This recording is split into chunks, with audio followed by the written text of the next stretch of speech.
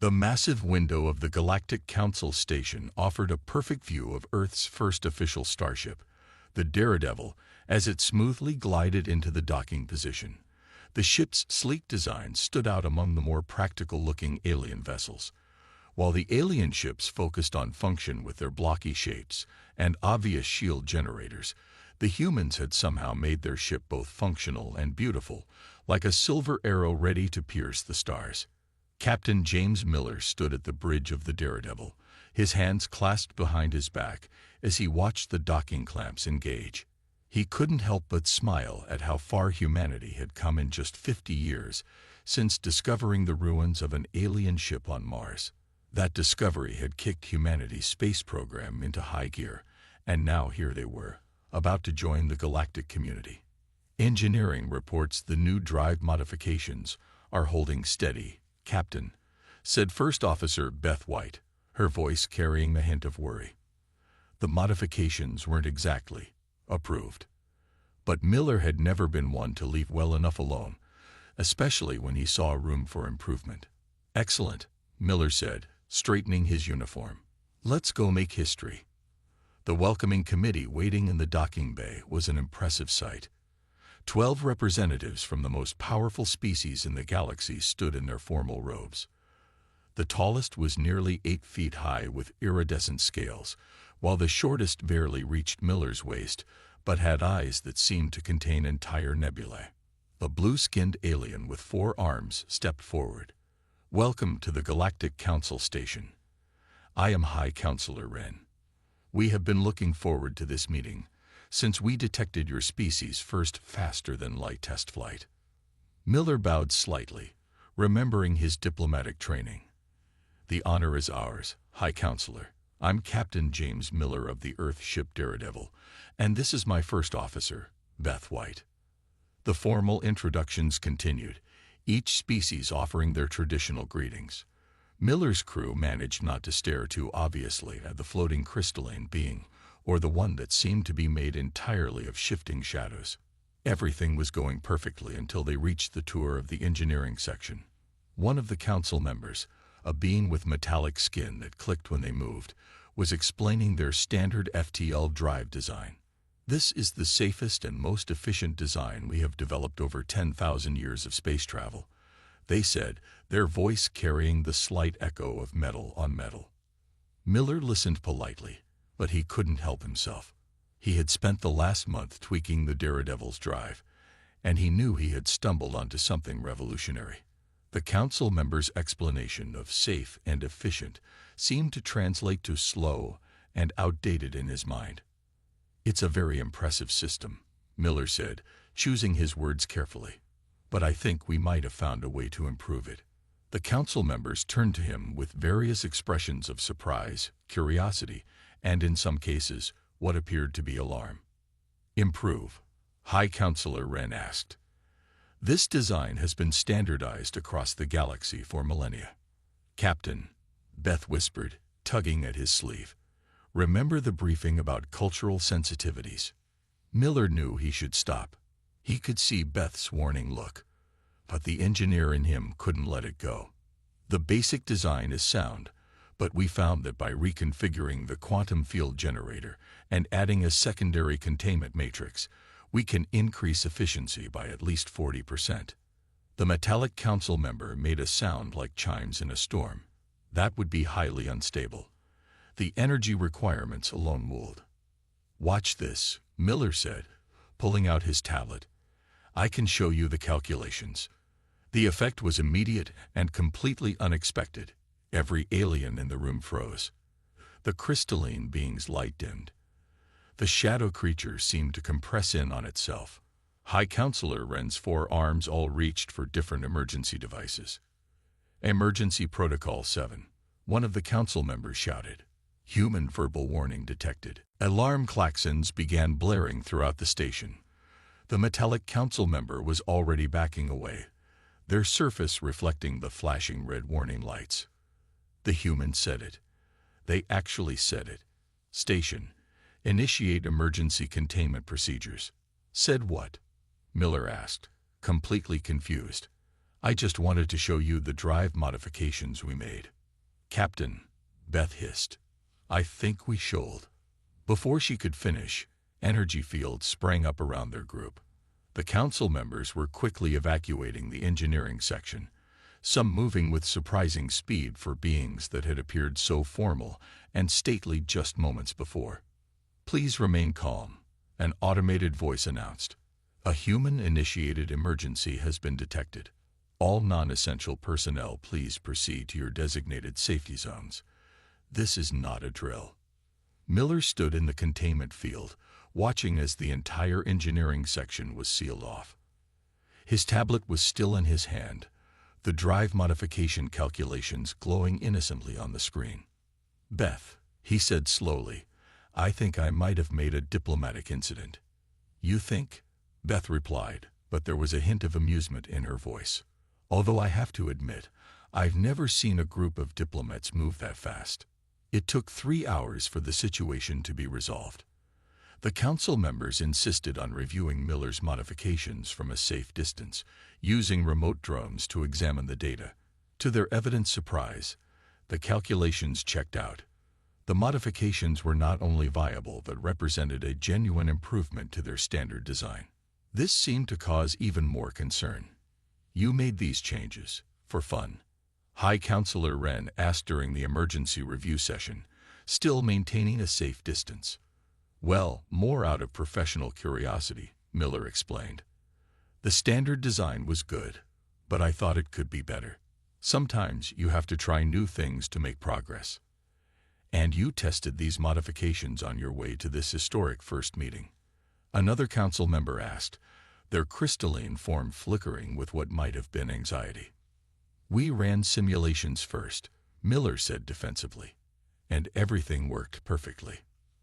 But what if it hadn't? Miller shrugged. Then we would have learned what not to do next time. This statement seemed to require another hour of discussion among the council members in their native languages. Miller couldn't follow most of it, but he was pretty sure he heard the phrase, "They're all like this," repeated several times. Finally, High Counselor Wren approached their containment field, though still maintaining what they apparently considered a safe distance. Captain Miller, they said formally, while your improvements appear to be both innovative and functional, we must establish some ground rules for future interaction. Primarily, we need to discuss the use of certain phrases that, in our experience, often precede significant disruptions to the natural order. Phrases? Miller asked. You mean watch this? 3 council members flinched. Yes. Wren continued, their voice strained. That phrase. In our research preparing for first contact, we noticed it appeared in your historical records with alarming frequency, often just before events that drastically altered your scientific understanding or caused significant property damage. Miller thought about this for a moment. He remembered his grandfather's stories about backyard rocket experiments that started with those exact words. And now that he thought about it, the phrase did seem to show up in a lot of human achievement videos and human disaster videos. I suppose we do say that a lot, he admitted, but it's just a way of sharing excitement about new ideas. Your species' definition of exciting is precisely what concerns us, Wren said. However, given the apparent success of your drive modifications, we are prepared to continue diplomatic relations. We will simply need to establish certain safety protocols. As Miller and Beth were finally released from the containment field, he couldn't help but notice that the council members were already drafting what appeared to be an extensive new set of regulations. He caught a glimpse of the title, Human Verbal Warning Signs and Emergency Response Procedures. Humanity's first day in the galactic community hadn't gone quite as planned, but they had certainly made an impression. And somehow, Miller suspected this wouldn't be the last time humans would surprise their new alien neighbors with their unique approach to progress. At least they hadn't shown them the experimental shield modifications yet. Commander Lisa Reed stared at the document on her screen, reading it for the 3rd time to make sure she wasn't hallucinating. After the incident with Captain Miller's ship last month, The Galactic Council had been working overtime to create new safety protocols for dealing with humans. The final document had just been released, and it was both hilarious and deeply concerning. They actually made it a Class 1 emergency phrase, she muttered, shaking her head as she sat in her office at the newly established Earth Embassy on the Galactic Council station, right up there with detection of planet-killing asteroids and hostile fleet movements. The document, titled Human Warning Protocol, classified the phrase, "Watch this," as an immediate evacuation trigger. Any non-human personnel within hearing range were required to move to designated safe zones and initiate containment procedures. The protocol even included a helpful appendix of historical Earth broadcasts demonstrating why this was necessary. A light chime announced the arrival of First Representative Toll, a tall being with silver skin that rippled like water when they moved. "Commander Reed, do you have a moment to discuss the new protocols?" "Of course," Lisa said, gesturing to the chair across from her desk. "Though I have to say, this seems a bit extreme." Toll settled into the specially designed seat, their skin catching the light in mesmerizing patterns. "We analyzed over 10,000 hours of your species' historical records. The phrase, 'Watch this,' preceded 73% of your technological breakthroughs and 92% of your documented accidents. The statistics are quite clear. But that's just how humans express excitement about new ideas," Lisa tried to explain. "It's not actually a warning sign. We have footage of a human saying those exact words before attempting to launch themselves over a canyon on a wheeled device powered by rockets," Toll said, their skin darkening with concern. "Ah, you found those videos." Lisa winced. "But you have to understand, that's how we learn and innovate. Sometimes you have to try crazy things to make progress. Like the incident last week in Laboratory Section 7. Toll asked pointedly. Lisa had been hoping they wouldn't bring that up. A human scientist had wondered if the standard alien food synthesizers could be modified to make better coffee. The resulting explosion had covered 3 decks in a substance that was technically coffee but had the consistency of cement. "That was an unfortunate accident," she said diplomatically. The scientist said, "Watch this," approximately 2.3 seconds before the incident. "Point taken," Lisa sighed. "But we can't just evacuate entire sections every time a human gets excited about an idea." "We can. And we will," Toll said firmly. The Council has also noticed an alarming trend of humans deliberately using the phrase to clear areas for unauthorized experiments. Lisa tried to keep her face neutral, but she knew exactly what Toll was talking about. Word had spread quickly through the human scientific community about the automatic evacuation protocol. Some of the more creative engineers had started using it as a way to get privacy for testing new ideas. "I'll send out a memo about that," she promised. Just then, her computer chimed with an emergency alert. 3 sections of the station were initiating evacuation procedures simultaneously. Lisa pulled up the security feeds with a growing sense of dread. In Section 12, a human engineer was showing off a slightly modified gravity generator. Section 25 had a human chef who thought he could improve the efficiency of the station's waste recycling system to make better fertilizer for his hydroponic herbs. And in Section 31, someone was apparently trying to teach an alien eye to understand human jokes. 3 at once, Toll observed, their skin now a concerned shade of deep silver. "This is exactly why we needed the protocol." Lisa watched as aliens of all species calmly but quickly moved to their designated safe zones. The evacuation was remarkably efficient, probably because they'd had so much practice lately. She had to admit, it was better than the chaos of the first few weeks after first contact. "At least no one's panicking anymore," she offered. "The Council is considering adding more phrases to the warning list," Toll continued. "Hold my beer, and I got an idea are currently under review." Lisa put her head in her hands. "Please don't. The scientists will just start using those deliberately too. We've also noticed the humans seem to take our emergency responses as a challenge. Several of your engineers have started keeping score of how quickly they can trigger an evacuation." "I'll talk to them," Lisa promised, making a mental note to find out who was winning that competition. For official reasons, of course. A new alert popped up on her screen. Another evacuation, this time in the main council chamber itself. The security feed showed a human diplomat gesturing excitedly at a holographic display of the station's power distribution system. "Looks like Jack's trying to show them his new energy efficiency calculations," Lisa said, recognizing the diplomat. "He's been working on that for weeks. The last time a human tried to improve our power systems, it took 3 days to restore normal gravity to the residential sections," Toll reminded her. "But it works better now, doesn't it?" Toll's skin rippled in what Lisa had learned was their equivalent of a reluctant nod. The efficiency did increase by 27%. However, the method of achieving that increase was unsettling. Another alert chimed. 2 more sections going into evacuation mode. "Perhaps we should continue this discussion in a safe zone," Toll suggested, already rising from their chair. "It's fine," Lisa assured them. "My office is designated as a contained area, specifically for handling human-related incidents." She gestured to the reinforced walls and emergency containment field generators. "Though I still think that's overkill."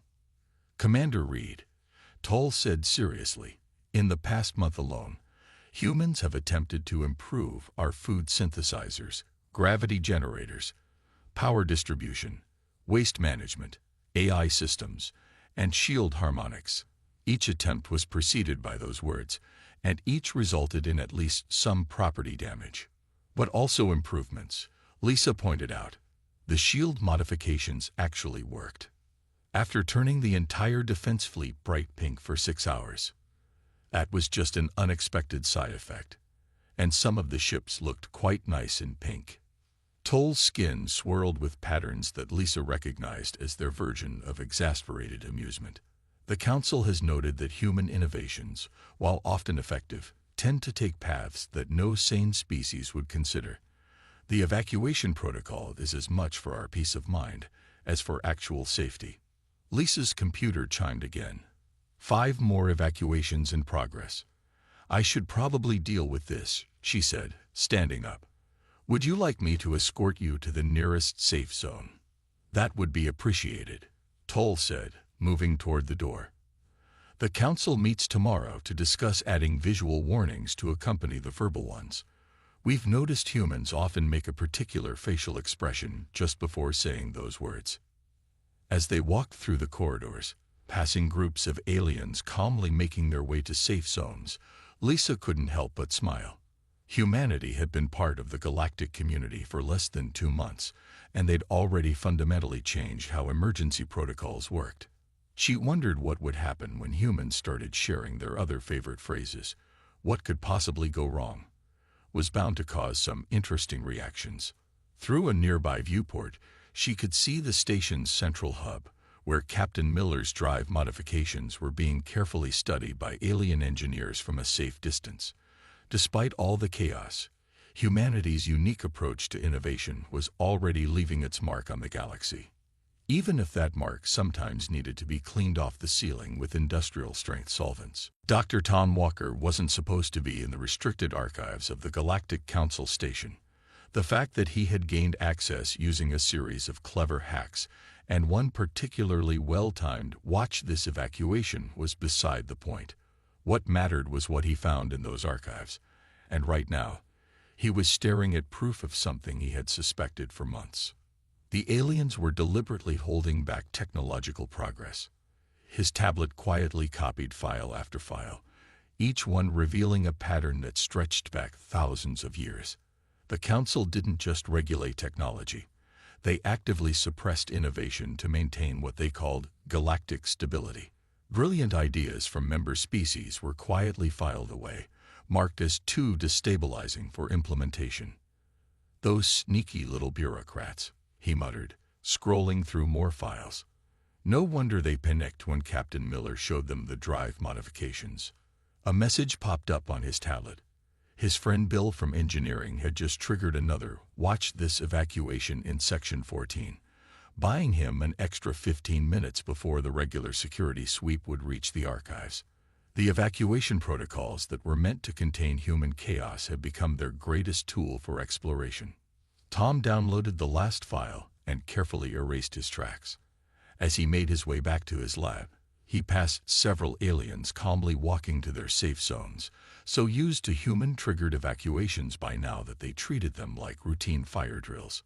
Back in his lab, he called an emergency meeting of what had become known as the Innovation Underground, a loose group of human scientists and engineers who had noticed the Council's suspicious attitude toward progress. Within an hour, 20 of the brightest minds humanity had sent to the station were crowded into his containment-shielded lab. "Look at this," he said, projecting the files onto the wall.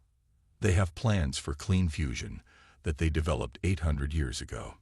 Artificial gravity without generators, even biological immortality, all marked as too disruptive to implement. That explains why they keep insisting we stick to their standard designs," said Rita, a quantum physicist who had been trying to improve the station's shield harmonics. "They're not just resistant to change, they're actively preventing it." "But why?" asked Mark from the medical division. "Some of these technologies could save lives. According to these records," Tom explained, "they had some bad experiences with rapid technological advancement in their early history. 3 species wiped themselves out by developing technology faster than their cultures could handle it, so they decided to put the brakes on everything." "Well, that's not happening anymore," Rita declared. "Not now that we know about it." The group spent the next hour planning. They couldn't directly confront the Council. That would just lead to more restrictions. Instead, they needed to prove that innovation didn't have to be dangerous. Well, not too dangerous, anyway. Over the next few weeks, the human scientists launched what they privately called Operation Watch This. They began making carefully calculated improvements to various systems throughout the station, using the evacuation protocols as cover for their work. Rita modified the shield harmonics to create a self-repairing system that was 40% more efficient. She did turn half the station's windows temporarily translucent in the process, but the improvement was worth the brief embarrassment of everyone being able to see each other's quarters. Mark revolutionized the medical bay's diagnostic systems by combining 3 different alien scanning technologies that the Council had deemed incompatible. The resulting device could detect illnesses before they showed symptoms, even if it did occasionally give its readings in the form of interpretive dance. Bill managed to improve the station's waste recycling efficiency by 200%, though the less said about the testing phase, the better. The Council was still trying to figure out how he had temporarily turned all the station's water into a substance that tasted exactly like premium coffee, but contained no actual coffee molecules. The Council noticed, of course. How could they not?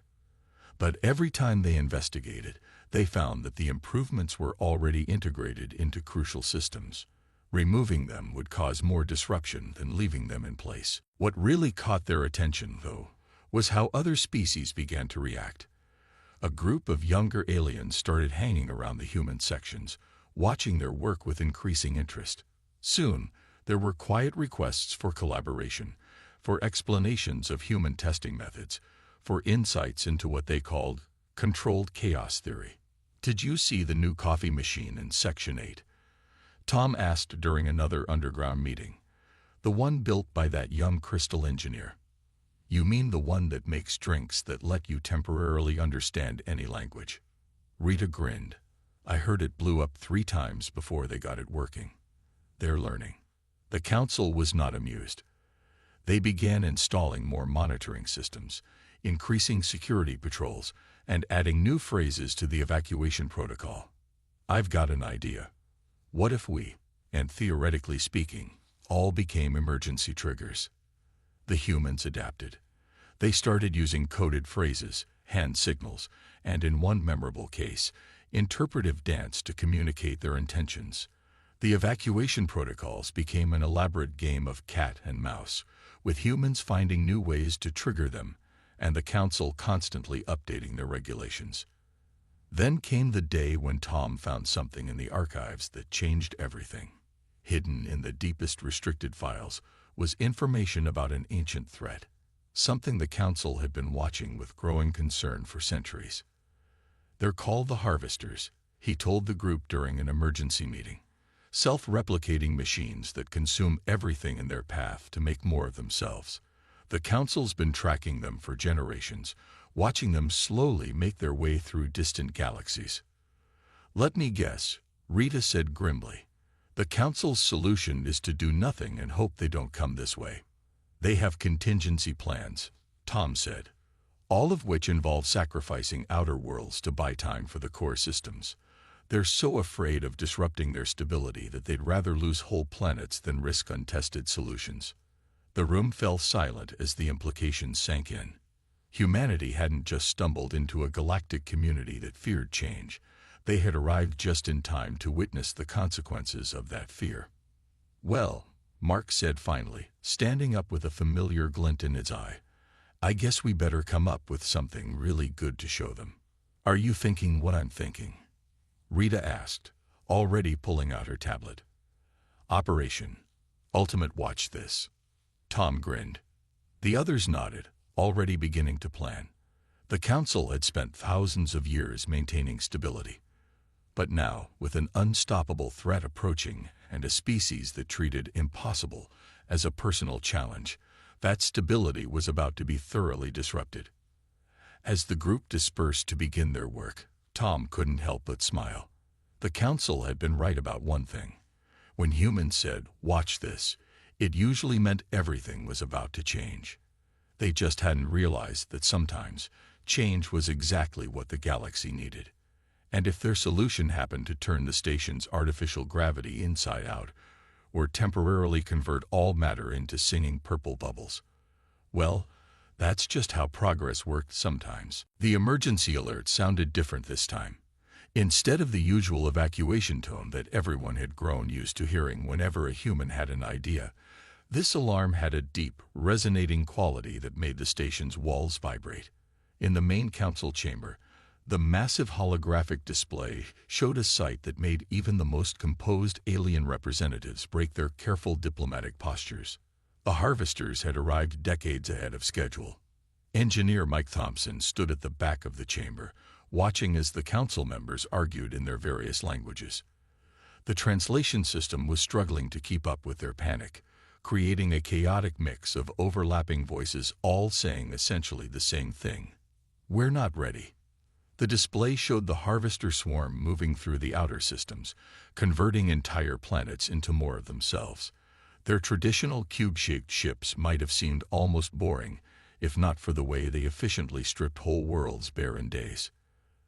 "The containment fleet reports a complete failure to slow their advance," announced High Counselor Wren, their four arms moving in patterns that reflected their distress.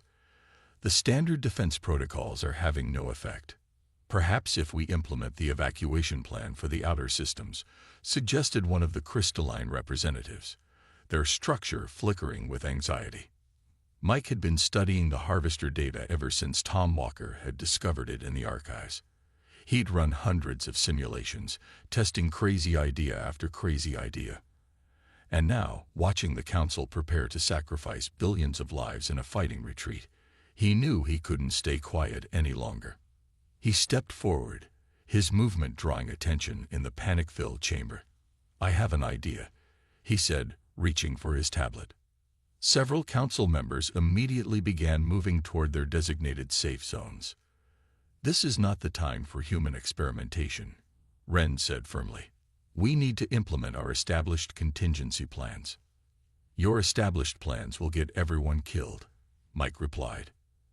He pulled up his simulations, trying to project them onto the main display. "But if we combine your stable tech base with some human-style innovative chaos," "The human is going to say it," warned one of the shadow form representatives, already halfway to the door. Mike took a deep breath. He knew what would happen when he said the next words, but they needed to hear this.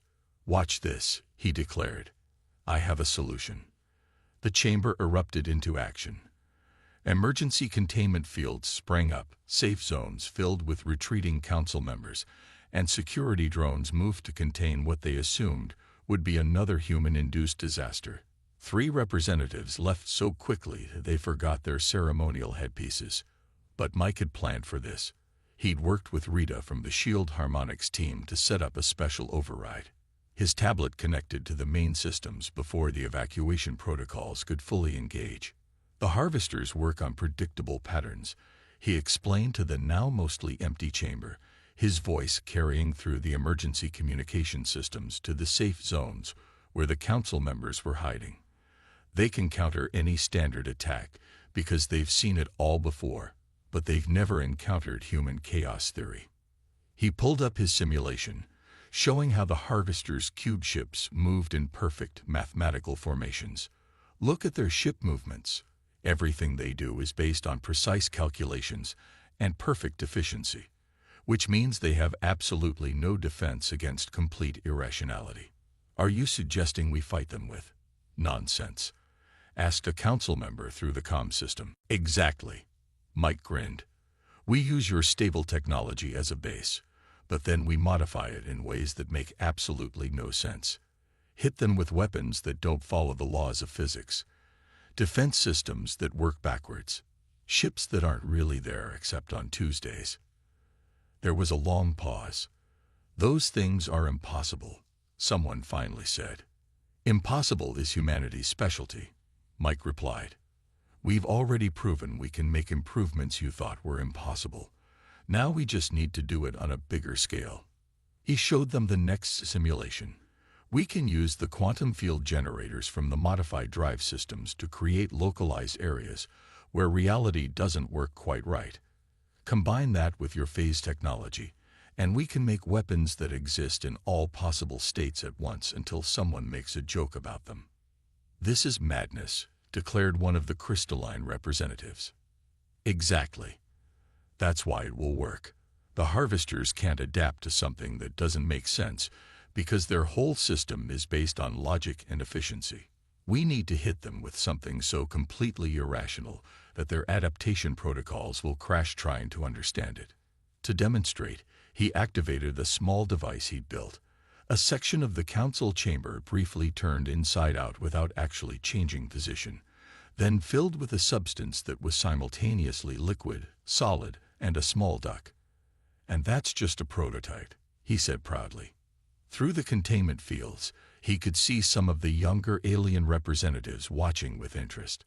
They had been working with humans long enough to start understanding that sometimes the craziest solutions were the best ones. The humans' plan is dangerous and completely untested, said High Counselor Wren from their safe zone. Yes, agreed Mike, but your tested and safe plans aren't working. The harvesters are coming, and they're not going to politely wait while we try the same old strategies that failed to stop them before.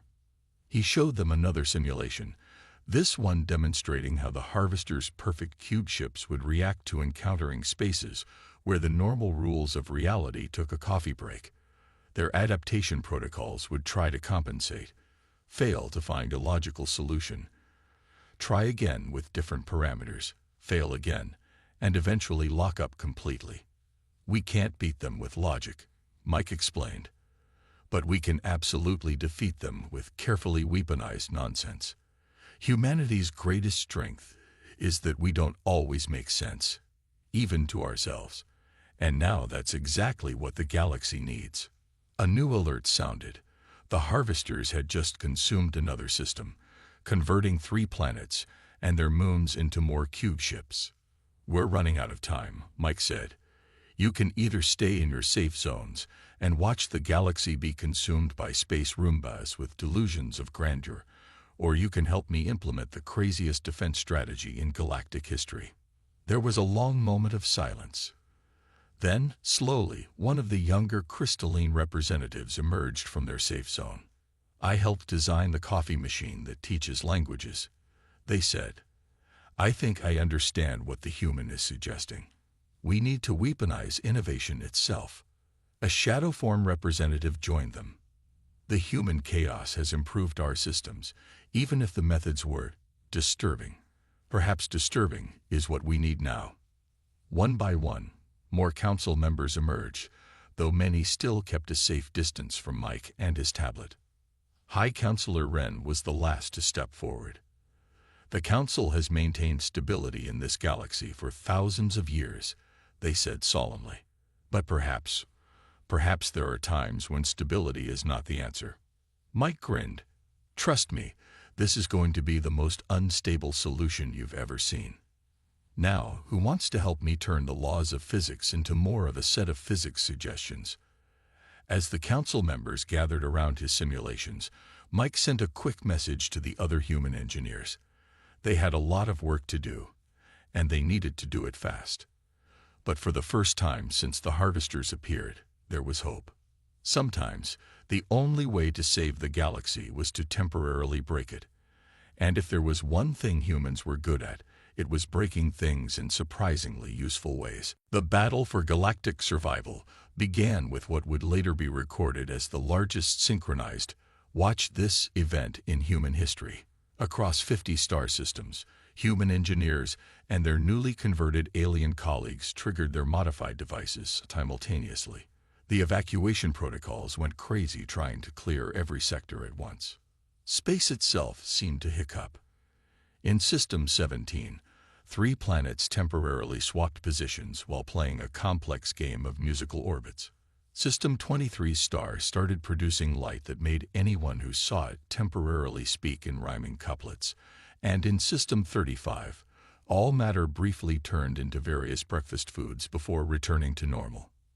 Mike Thompson stood in the main control room of the Galactic Council Station, surrounded by screens showing the chaos unfolding across space.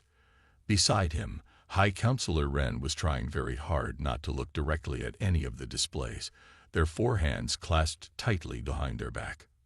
Phase 1 is working, Mike announced, watching as the harvester cubes encountered the first waves of weaponized nonsense.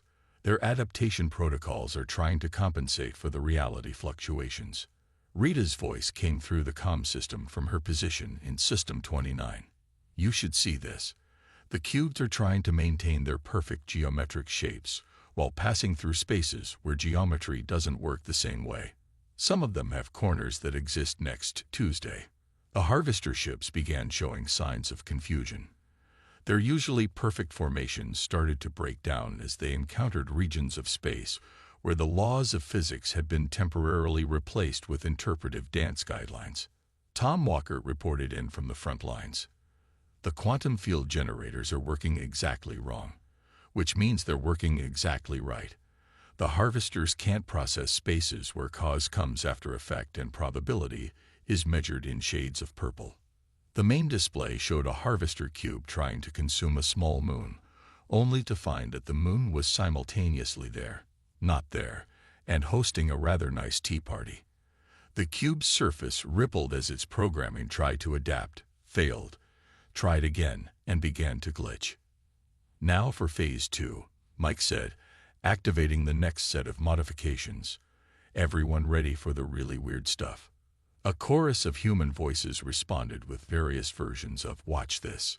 The evacuation protocols gave up entirely and just displayed "Humans are doing things" in all sectors. The combined human-alien engineering teams had spent weeks preparing for this moment. They had taken every stable, reliable piece of galactic technology and modified it in ways that made the original designers cry. The result was a cascade of controlled chaos that spread across space like a wave of pure impossibility. Defensive shields started working in reverse, protecting ships by extending their vulnerable areas into dimensions where damage couldn't exist. Weapons fired backwards through time, hitting their targets the day before they were fired. Communication systems transmitted messages that could only be understood if you weren't actually trying to understand them. The harvester swarm's perfect coordination began to break down. Individual cubes started spinning in place, their surfaces shifting through impossible geometries as they tried to adapt to conditions that actively defied adaptation. Some of them attempted to consume nearby matter only to find that matter had temporarily retired and left a strongly worded note about coming back later. Their central control network is overloading, reported one of the crystalline engineers who had helped design the Chaos Cascade. They cannot maintain swarm coherence while experiencing 17 different versions of reality simultaneously. Mike nodded, checking the readings on his tablet. Time for the final push. Dr. Walker, activate the probability inverters. In 50 different star systems, teams of humans and aliens who had learned to embrace controlled chaos activated devices that turned probability itself inside out. Suddenly, the least likely outcome became the most probable. The Harvester's prediction algorithms, faced with calculating odds that actively argued with themselves, began to fail. "Look," shouted Rita over the comm. "They're trying to retreat, but they can't figure out which direction makes sense anymore." The main display showed the Harvester swarm breaking apart. Some cubes had developed polka dots. Others had started reciting poetry in binary. A few had apparently decided to become interpretive dance critics and were writing strongly worded reviews about the aesthetic qualities of nearby asteroid fields. Then, in a cascade of physics-defying effects, the swarm's central control network finally crashed. Without their perfect coordination, the individual cubes couldn't maintain their complex replication protocols. They began to dissolve into clouds of confused nanomachines that couldn't remember if they were supposed to be cubes, hypercubes, or participants in an improvised comedy show. "We did it," Mike exclaimed, turning to High Counselor Wren. "The power of weaponized nonsense prevails." Wren was staring at the displays with an expression that suggested they were seriously reconsidering every decision that had led to this moment. "You defeated an ancient threat that has consumed countless civilizations by breaking the universe." "Only temporarily," Mike assured them. "Most of the effects will wear off in a few days. Though System 23 might keep rhyming for a week or two, and I'm not entirely sure when that one planet will stop being made of waffles." Reports began coming in from across the affected systems. The Harvester threat was completely neutralized. Reality was slowly settling back into its usual patterns, though with some interesting new quirks. Several alien species were already studying the after effects, talking excitedly about the scientific possibilities of controlled chaos theory.